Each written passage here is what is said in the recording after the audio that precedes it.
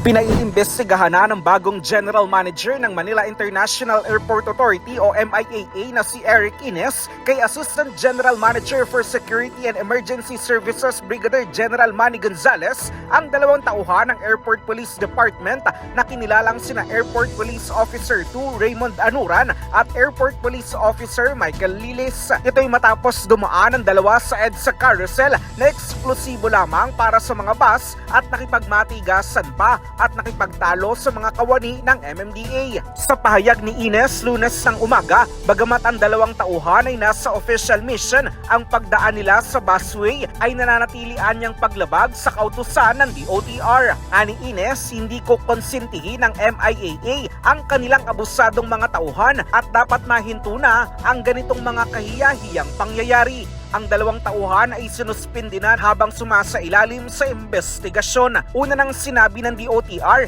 na ang sinumang alagad ng batas ay di-exempted sa EDSA carousel maliban na lamang kung sila ay tumutugon o rumiresponde sa isang emergency. Para sa kauna-unahan sa Pilipinas, DCRH, ito si Christian Manio. Tuloy-tuloy sa pagbabalita, tuloy-tuloy sa serbisyo, sama-sama tayo Pilipino.